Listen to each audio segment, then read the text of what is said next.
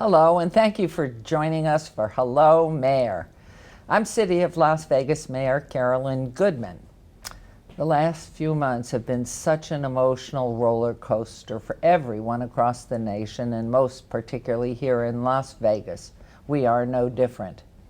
Everyone has had to make adjustments, from businesses to colleges and even government entities. One of the most vital parts of the city's Parks and Recreation Department, I'm joined this morning by Director Greg Weitzel, who can tell us a little bit more about what we've been doing in our Parks and Recreation Department to make sure your family has an outlet during this pandemic. So, good morning, Greg, and welcome to Hello, Mayor. Thank you.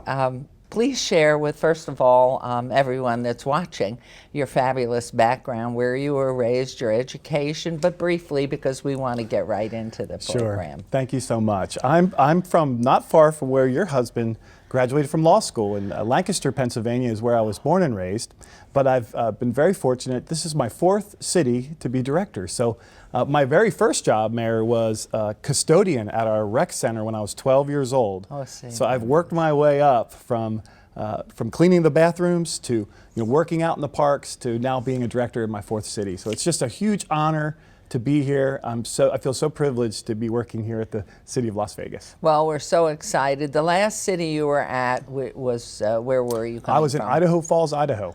Beautiful weather, so you've adjusted to our heat and Yes. everything else that we have here.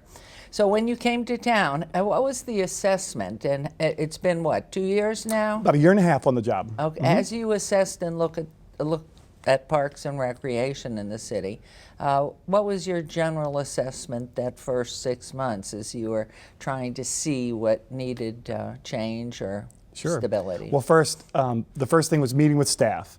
And I got to go visit every single park, every community center, every aquatic center, and went to as many programs that we have. We had over 700 programs pre-pandemic. So we were very busy, and I am just so fortunate to have a very smart, kind, and committed staff here at the Department of Parks and Recreation. I couldn't be more proud of them that they have worked through this entire pandemic.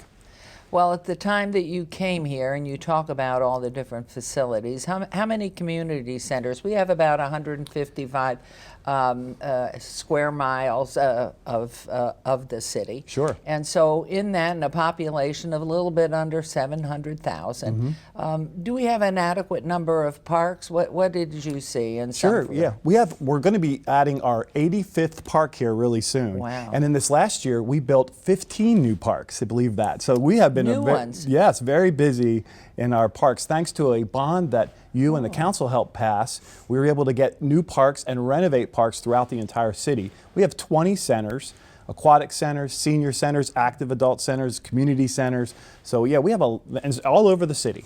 Now, you renovated approximately how many? And how many more to renovate?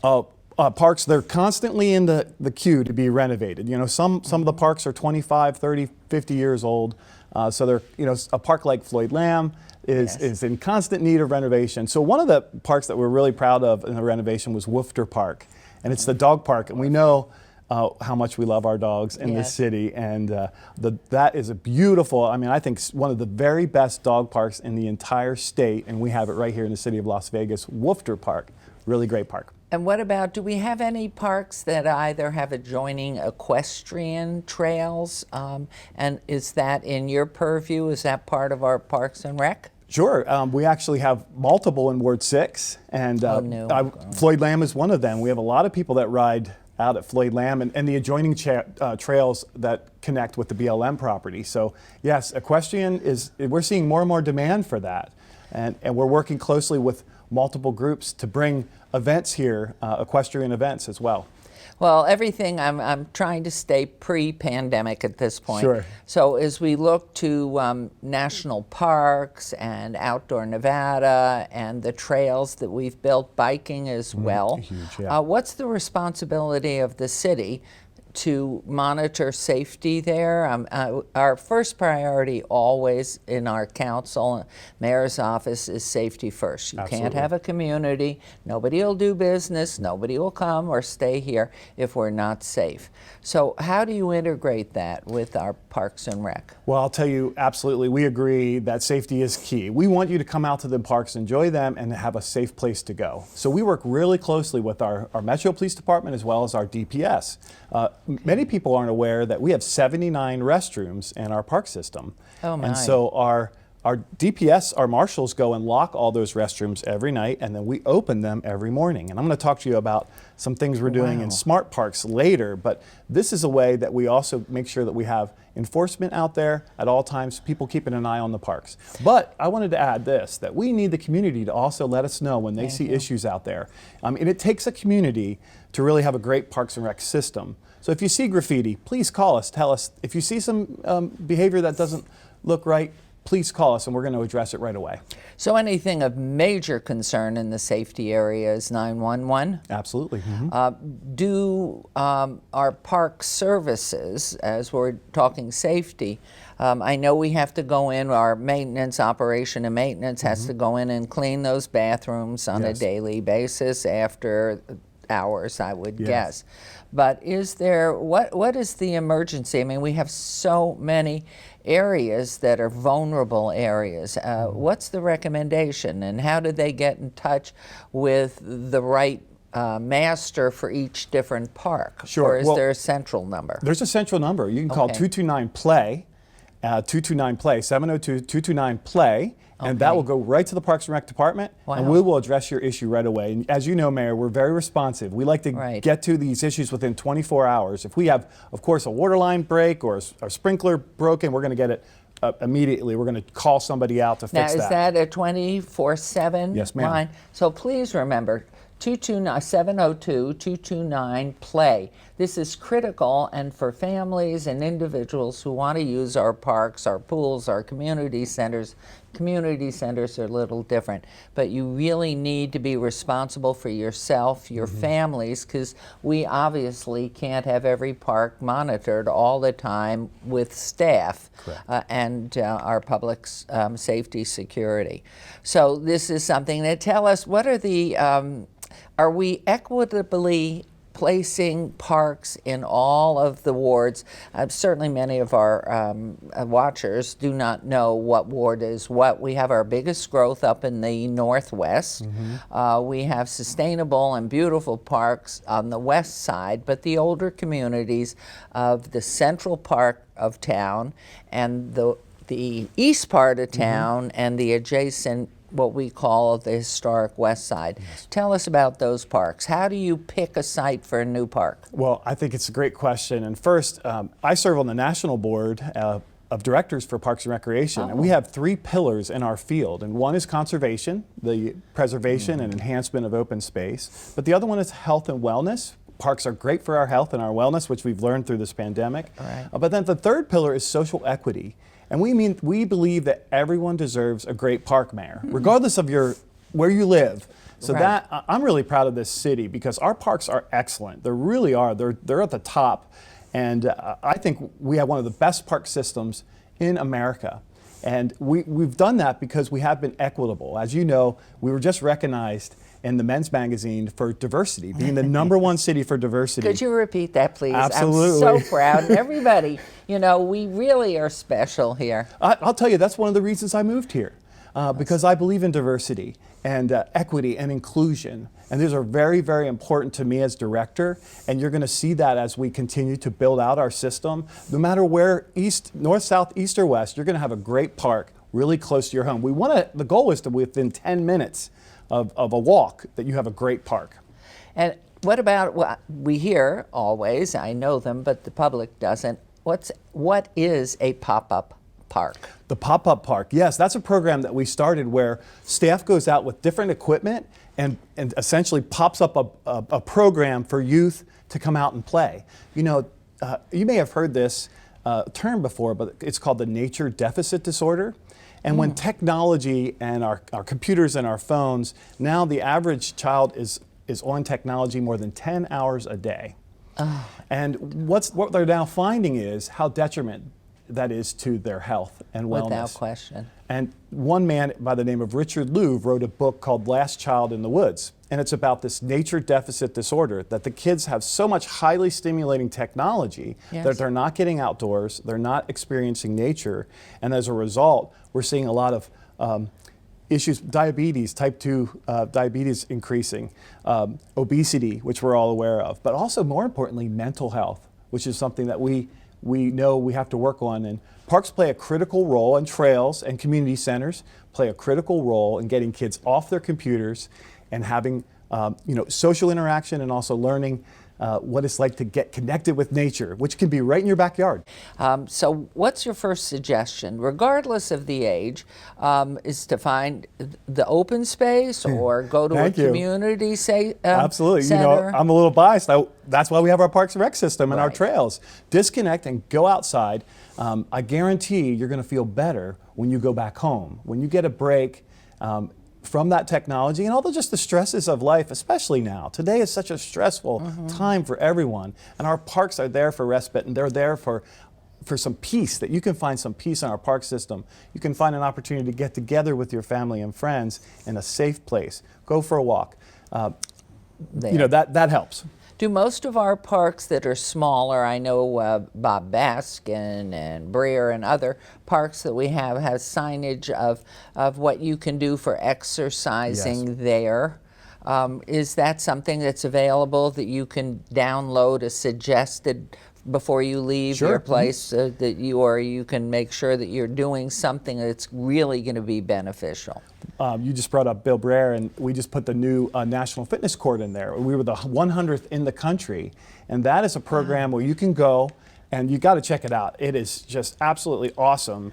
But get a great workout. It's a gym outside right now, is what it is. And now, so where many is it located? It's at Bill Breer. But I meant where physically? It's right by the parking lot. You can't miss it. Right next to the restroom. It's a fitness pad, but if you go, you'll see that. And the streets, so people will know where the Breer Park is. Washington and Tenaya. Washington and Tenaya. Now, for those of you who don't know, and I'm not going to embarrass Mr. Weitzel here, but Bill Breer was a former mayor. And one of his sons, actually, and part of our City Parks and Recreation, is our Mayor's Cup and our soccer program. Yes. Now, let's get into some of the programs. And then I do want to mention, though, your thoughts about the essential and non-essential. When Governor Sisolak said that we are going to go into and divide the essential from the non-essential, and based on the fact of what you've just discussed about physical and mental health, et cetera. Yes. For so many people, activity is it should be for all of us, because everything atrophies if you don't exercise and take advantage. So some of these things, if you talk about the necessity, what makes something an essential part of Parks and Rec? So when the essential, non-essential, that was a big deal for us. So our community centers and our rec centers shut down, our senior centers all closed.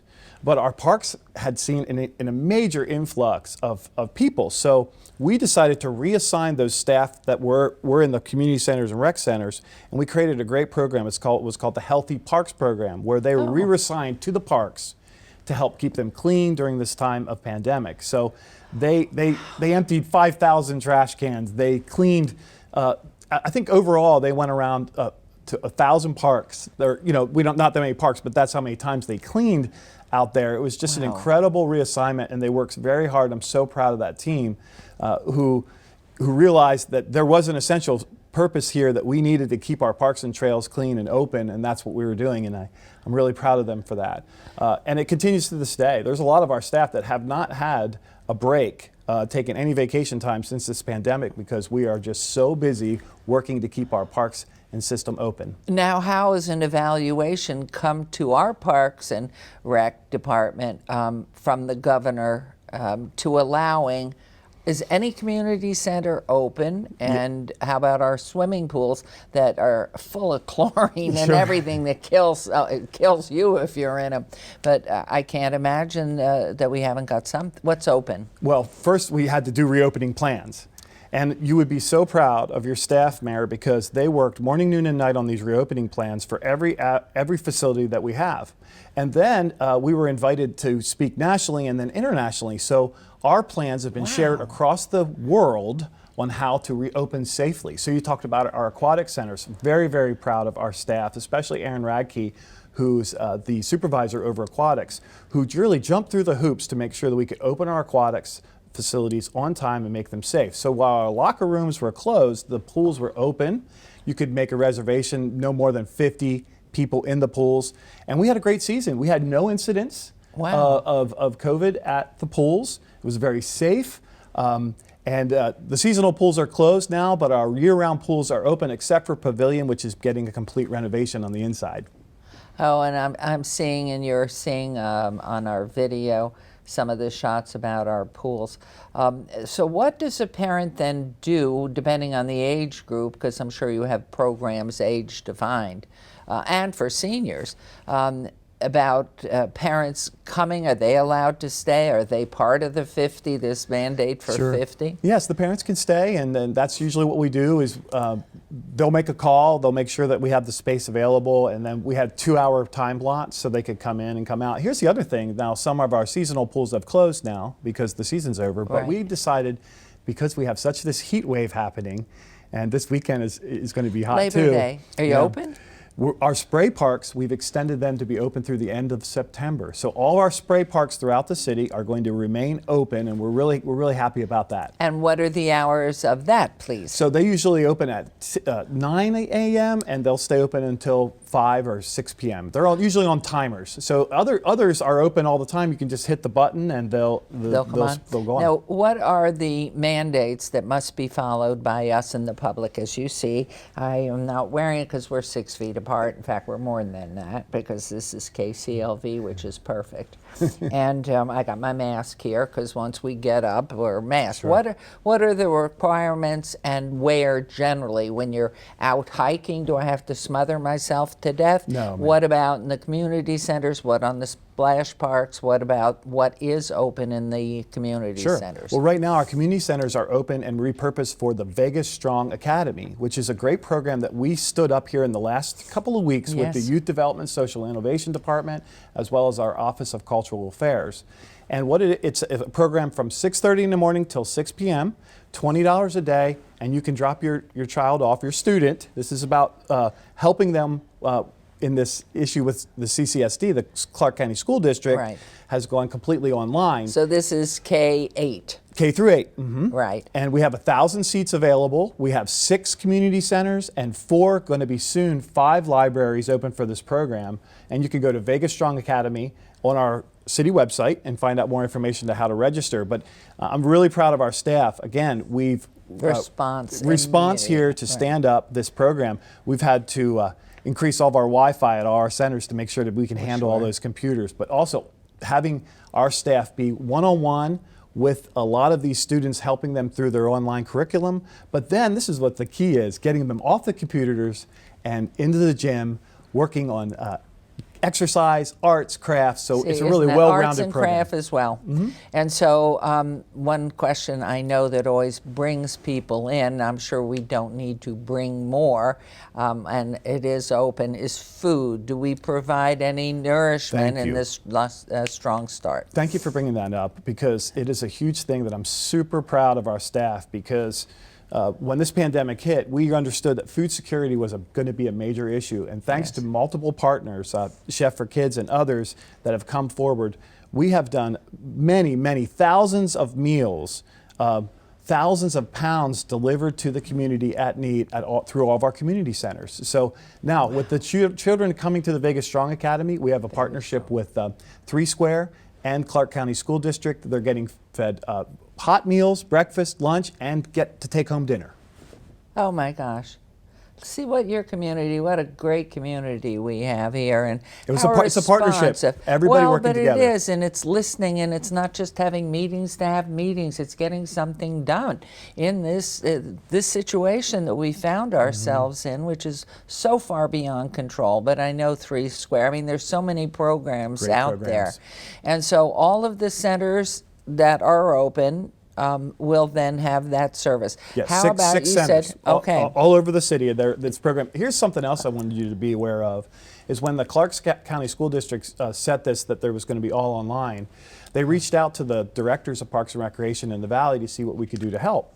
And the city of Las Vegas took a lead and brought together all the directors from the city, as well as Mesquite and Boulder City and others, to figure out how could we work together to help provide a critical service to our students in need. So not just to the city of Las Vegas, Henderson, Clark County, North Las Vegas, Mesquite, all joined together to offer a reasonable program. We wanted to set our prices as low as we could, make sure that we have a similar curriculum, and then also we're going to have some competitions with the youth, lip sync challenges and other things between all the municipalities, which should be really fun. And this is all in Clark County, Correct. I gather, throughout Clark County, which is wonderful.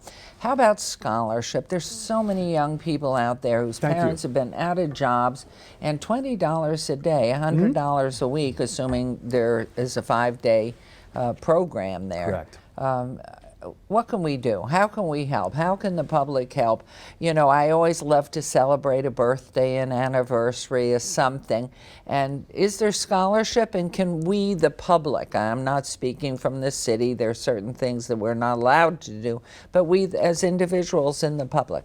Absolutely. So first, we do have scholarships available, and we, regardless of the child's ability to pay, we want them to be able to participate.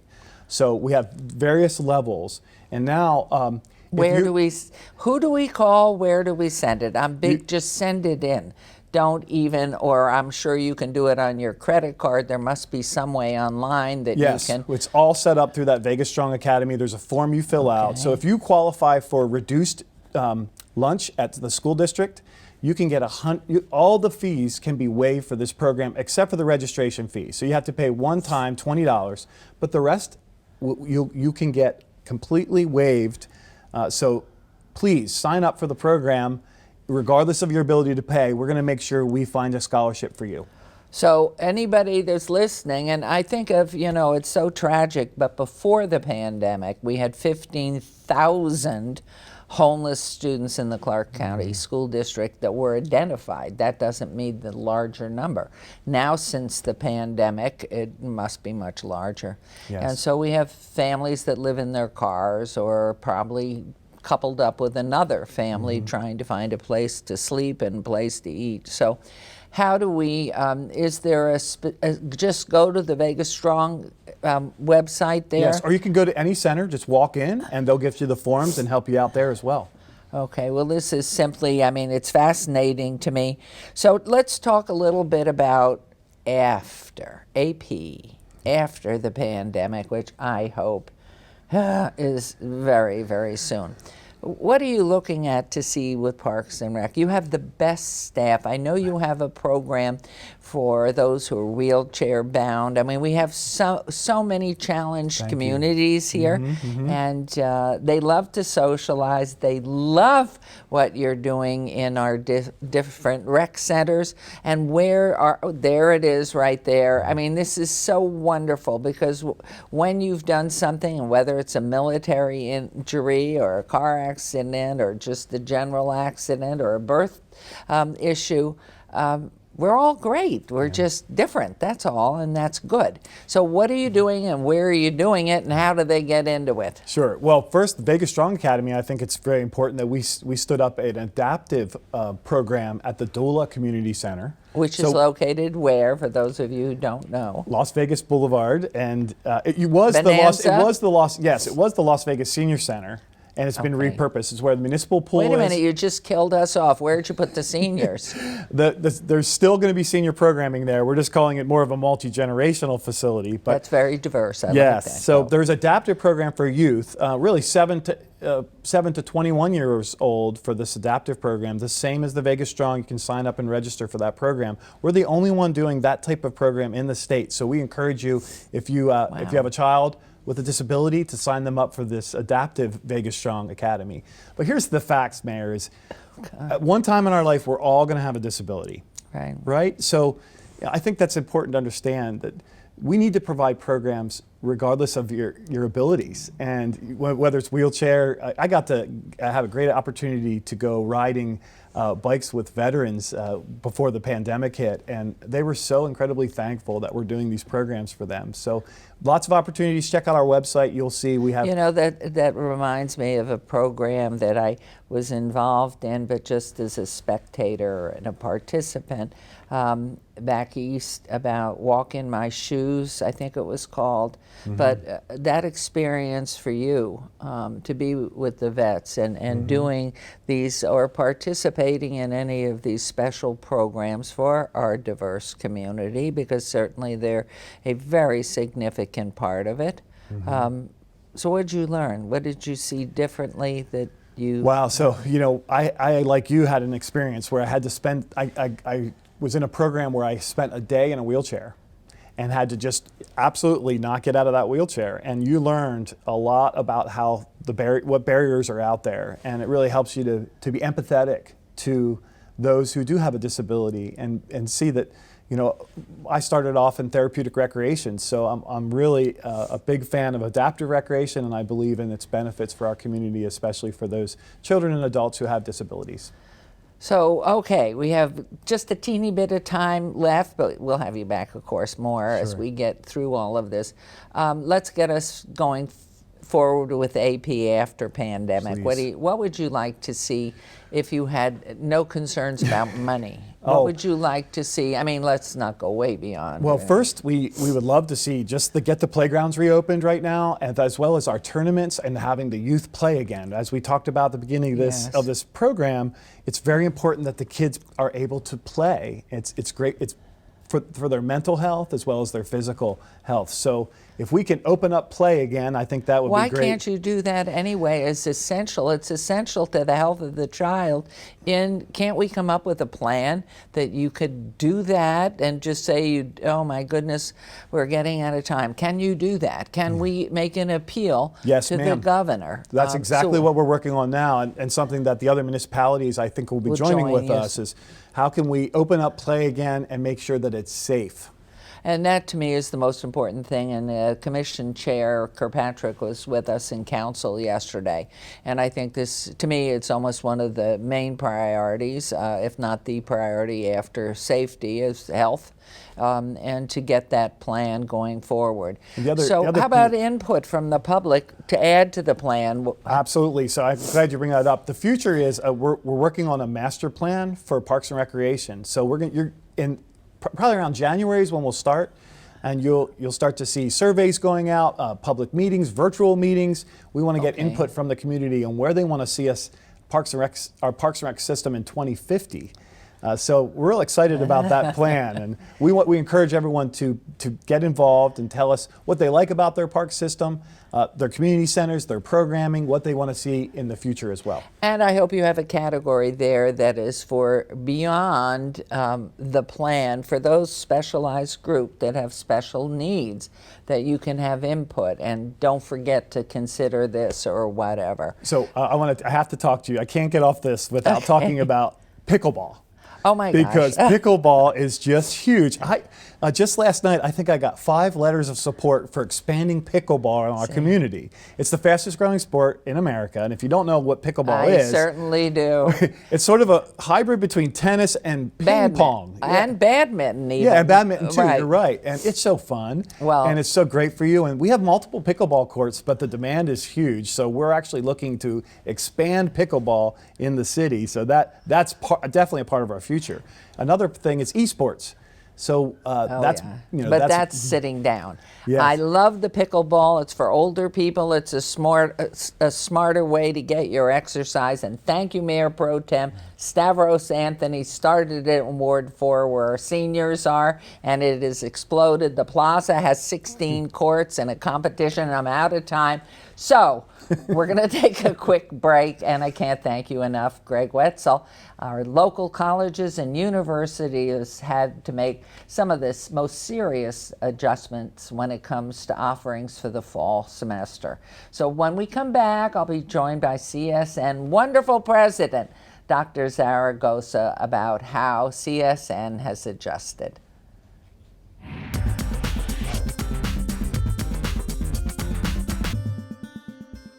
Finding parking in downtown Las Vegas is easy thanks to the new Park Me app. The free app makes it possible for you to find parking before you even leave your home.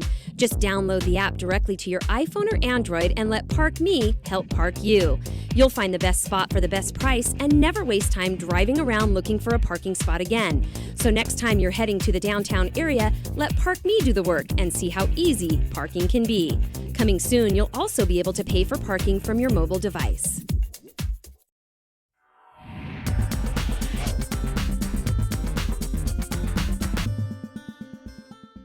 Welcome back, everyone.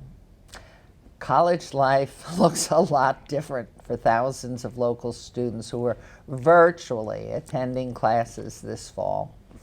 College of Southern Nevada President Dr. Federico Zaragoza joins me now to discuss their changes during this time and so much more.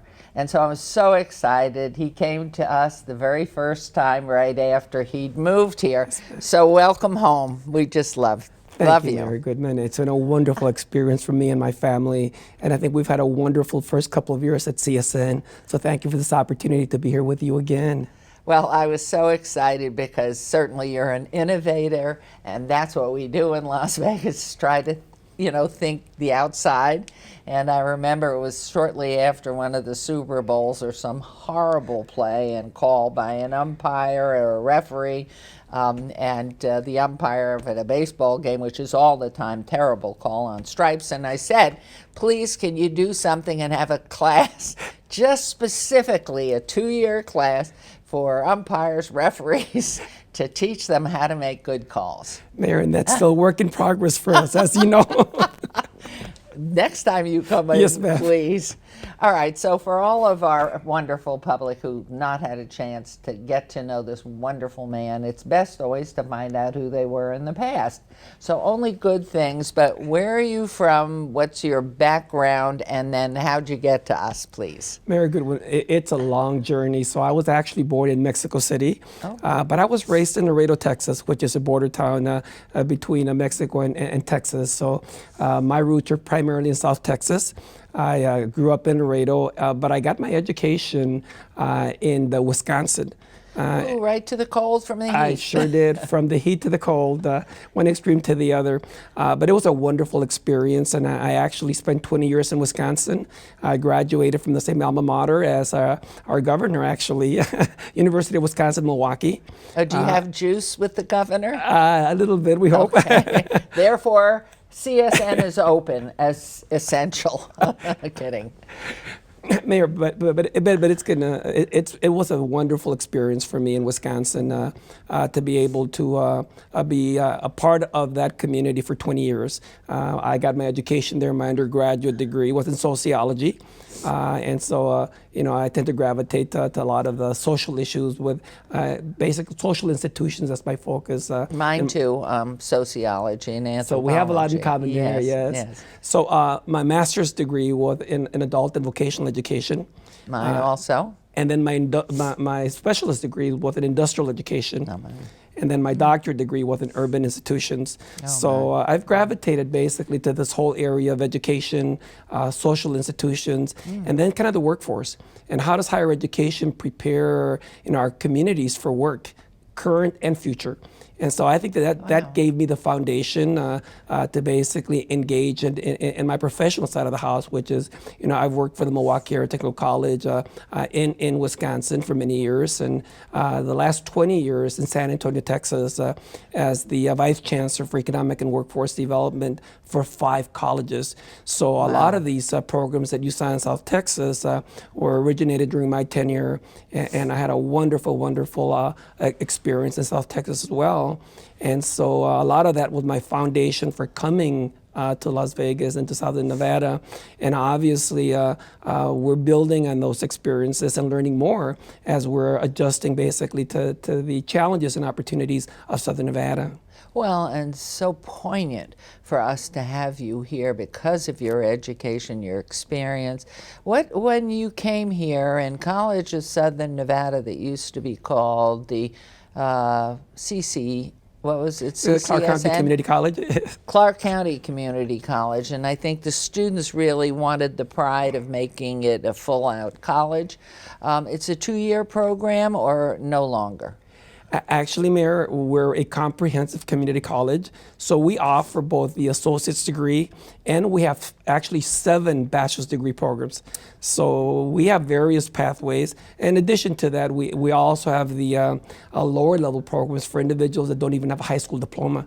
So we are a comprehensive community college, and the term community means something to us. That means that we have to have programs that reflect the needs of the community.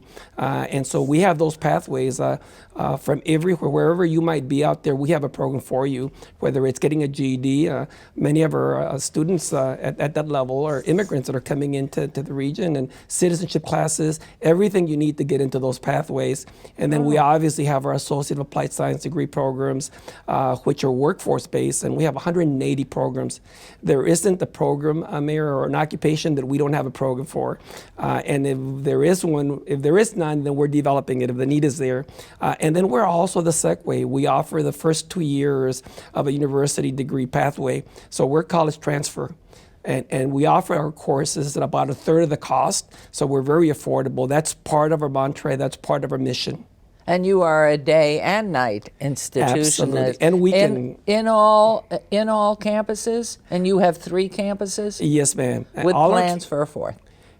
With plans for a 4th. We have a Northwest campus, Centennial Hills area, that we currently have a master plan that would accommodate a 4th college. That's subject to funding, of course, but it's in the master plan, and we're working diligently to move in that direction. And the other is at Charleston, Torrey Pines, and then you have one out North Las in Vegas and Cheyenne. And Cheyenne, and then of course that was the Henderson. first main one with the Horn Theater, Yes, I ma'am. recall, and then one in Henderson. Yes, ma'am. But with the growth to the southwest and to the northwest, I would imagine at some point we are going to be 5 probably campuses once we're through the pandemic and the funds are there for you.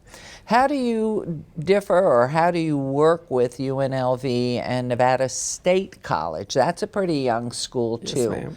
So what does the State College offer that is perhaps different and from what we're seeing? So look at it as complementary colleges, and I'll give you another kind of dimension of the community college system. About 70% of high school graduates, when they graduate, are not college ready. And so what percentage? 70%. Are not college ready. Are not college ready. This is in the area of math and obviously in some of the communication areas as well, English communications. So they have to take remediation, or they have to get themselves to be college ready. So community colleges across the country, Mayor, serve that segue, where many of the students that graduate come to a community college to basically upgrade their fundamental college readiness skills, and then to take the first 2 years and transfer to universities.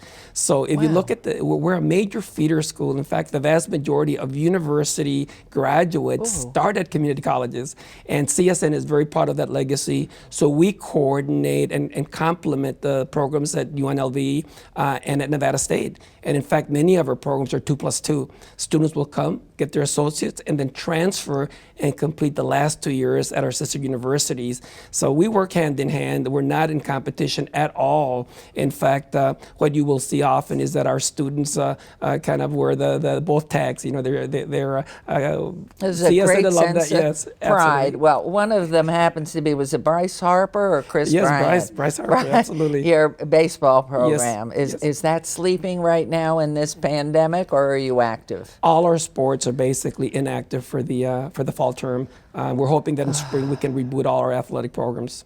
So for those of you who don't know, Bryce Harper played baseball for CSN, and of course, having been Rookie of the Year and everything else, he's now, I think, with the Philadelphia Phillies. They spent a fortune to buy him, and he's doing very well. But you know, it is amazing to me, in addition to the remediation that's offered, do you not have a program for those students who are particularly ambitious and maybe gifted that can come in while they're in high school and take classes? Do you have that? Mayor, that's a wonderful question. And I think the last time that you and I talked, I emphasized that one of the programs that I wanted to grow was our dual enrollment programs. And I talked to you about the concept of early colleges because across the country, many community colleges are partnering with their school systems to create opportunities for high school students to earn their associate's degree while they're still in high school. And we had 80 graduates from CCSD that earned their associate's degree before they graduated from the high school stage. So we've already implemented that program at each of our CSN high schools. And we have about 8,000 students now that are taking dual enrollment programs. So it's a major pipeline for us. That was one of the areas that I prioritized when I came here.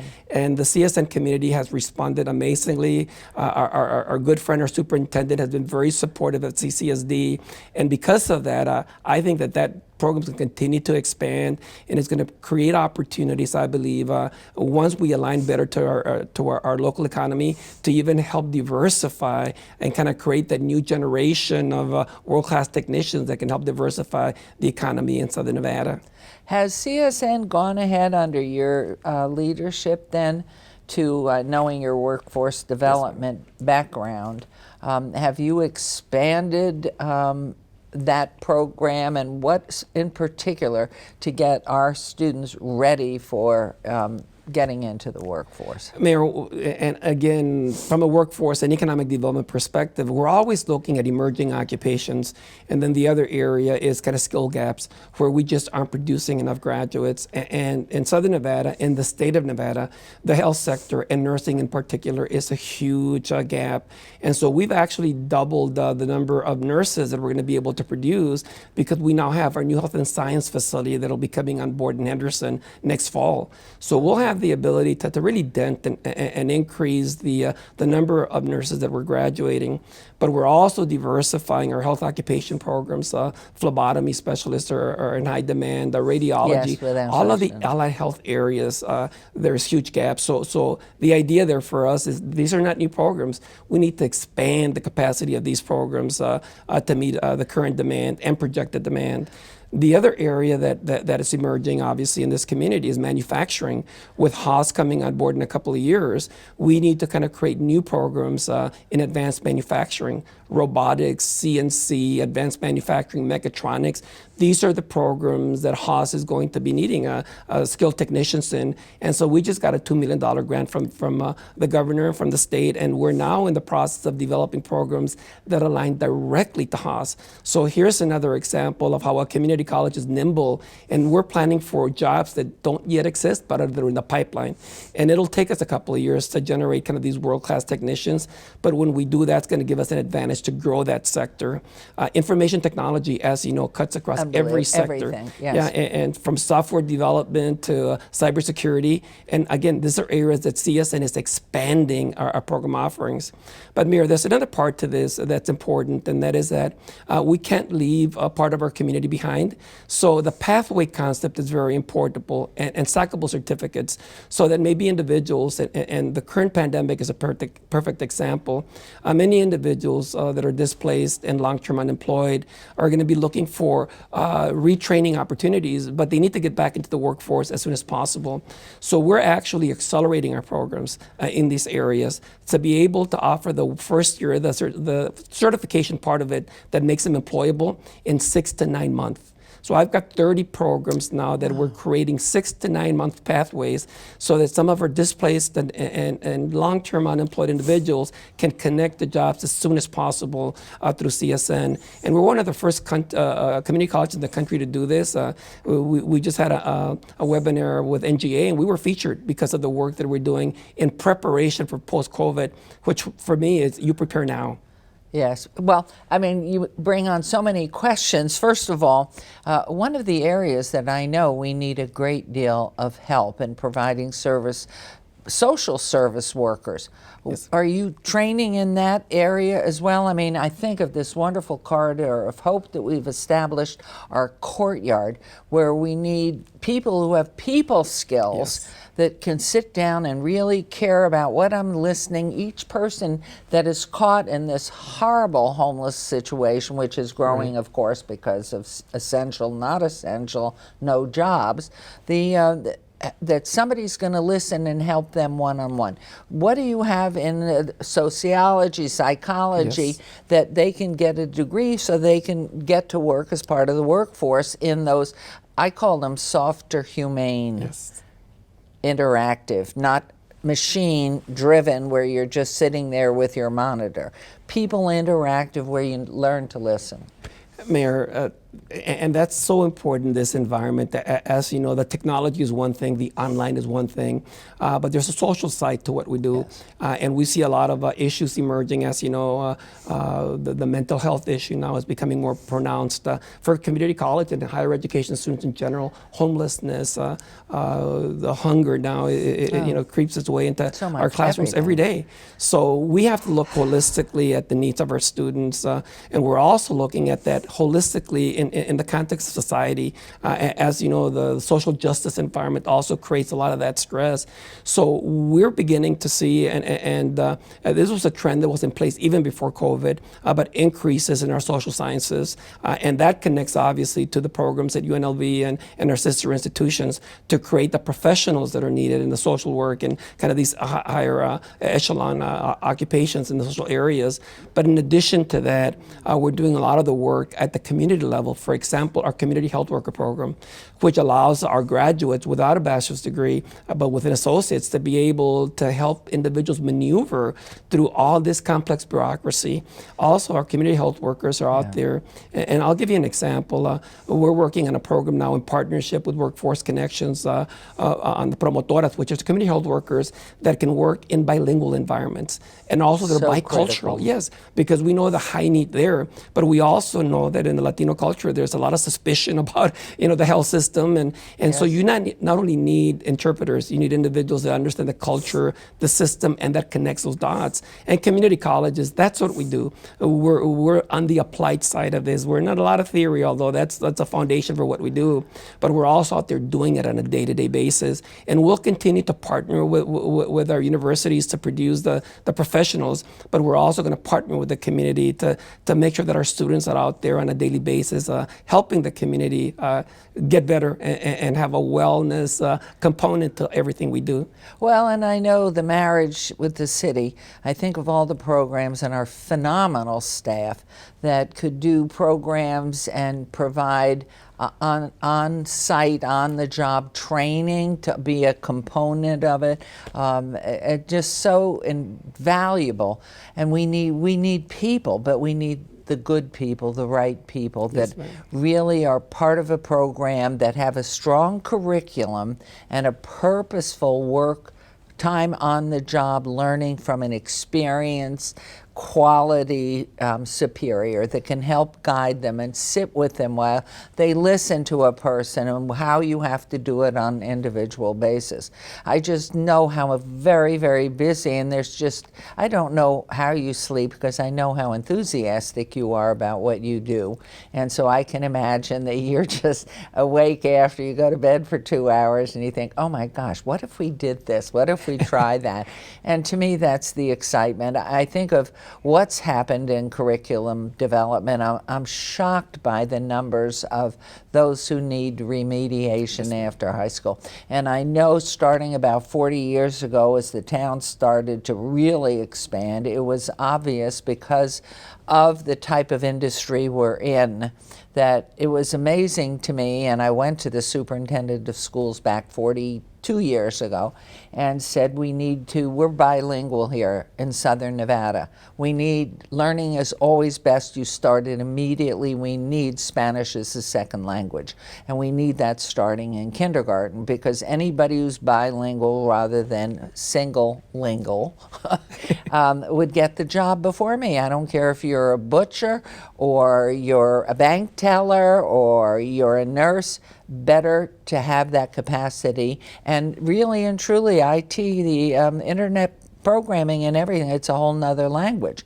So these are things that are responsive, and I know that. So tell me about what you're doing and how you've been able to adapt. Is it masks only and social distancing? What's open and what's not open? And you did say you're night and day and weekends, Yes, ma'am. not Sundays. Not Sundays, ma'am. Fine, thank you. Okay. So tell us how you're handling this pandemic. So, Mayor, first I want to emphasize that in Nevada, we have a system of higher education, and I found that to be very helpful because we made every decision in terms of the transition into an online environment collectively. And we learned from each other's kind of experience. We each had a different response, obviously, because we have different students, but the decision to go online initially was made collectively at the NSHE level, at the systems level. But most significantly, and I have been very opposed to online learning for K-8, I prefer also, but certainly when one is an adult and it chooses to continue education, that's exactly where it belongs. Yes, ma'am. And so, but again, the response from CSN from day one was really aligned to our students. And so I've mentioned all of the programs that we have that are kind of workforce based and that have associated applied science as an end result. And those cannot convert 100% online. And so from the very beginning, the vast majority, 90% of our students are online, but 10% are actually face-to-face. And that varies depending on the requirements of the courses. But many of our students are going to our campus. If you go to our campus, it looks different. Obviously, all our classes have to be compliant with COVID standards, which means spacing, 6 feet at a minimum between students. The face masks are required by both the faculty member and by the student. And then we have deep cleaning going on constantly within our facility. There's another dimension to this that's also important is when you go online on the instructional side, you also have to go online with your support systems. And for us, that was a major migration. What do you mean by that, please? Advising, that means the library access. So we went virtual in our academic and support services, not just the instruction. And that was important because many of our students do need tutoring, they need advising, they need support systems, and now those are also available on a remote basis. I have a saying, inspect what you expect. Who is supervising? Is that all part of your job and then your team to make sure that at that level, for all of us students, that somebody is making sure that follow through is there? We're getting weekly reports. We're also getting student surveys, and the feedback we get, Mayor, is kind of like bimodal. Some students love this environment, the flexibility that it brings, and then we have some students that are not as comfortable in those environments and that really prefer the face-to-face. And so that's really the challenge for us. We have to end up with a system that's right for the student, more so than that just kind of dealing with the institutional convenience. And so we're adjusting. Wow. But I think that what you see is that from day one, we looked at instruction as the core, but we also saw the academic and support service as equally important. And the feedback that we get from students that they highly appreciate that. And I think that that's helped us.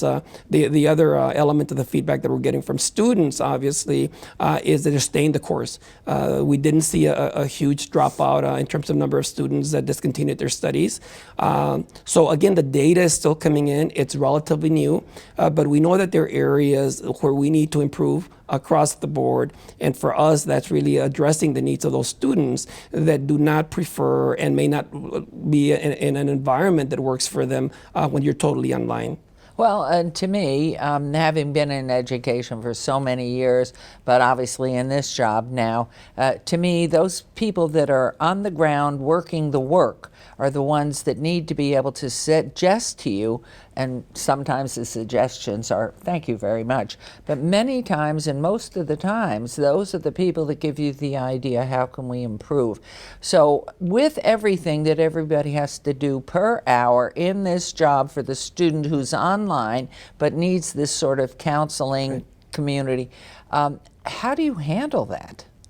We basically have a lot of accountability systems, and the good news too, Mayor, is that when you go into those virtual systems, the infrastructure is technology driven. So you get a lot of information in terms of the number of hours that there's engagement between student advisor. You get the absolute counts. So there's almost an accountability dimension factored right into these infrastructure systems. And I think these are some of the post-COVID enhancements we're going to see, that we're going to see a lot of technology being much more a part of our fabric in higher education than perhaps it was in the past. And in some of these areas, like the remote environment, it helps to complement. We also see students connecting to advising at hours that are off hours. I mean, depending on the advisor, appointments can be made anytime that's convenient for the student and the advisor. Excellent. So there are some very strong positive elements to kind of the experience that we're having, but there clearly are some challenges. Well, to me, and I know we're winding down here, sadly, I could share with the community you and every vision you have for hours. But as we look to the future, the biggest concern to me is we're becoming so remote from each other through all of this.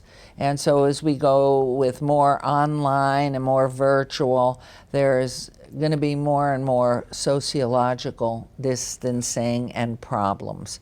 And so as we look past pandemic, if I gave you a bucket of unending money, what would you see in the future of the CSN system, aside from building these other campuses? What do you dream of, oh, I wish? Mayor, I believe that to me, the term community and community colleges is what higher education needs to be all about.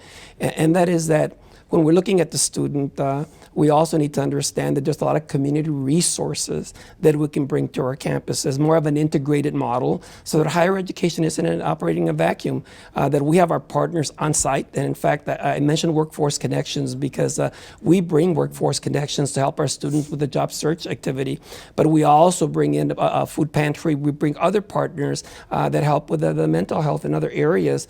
We've actually built into our student unions community workstations so that our partners can come and work with our students. The other element is that I think that the college needs to be out in the community. There are areas in Southern Nevada where we have deep pockets of need, and community colleges have to be there.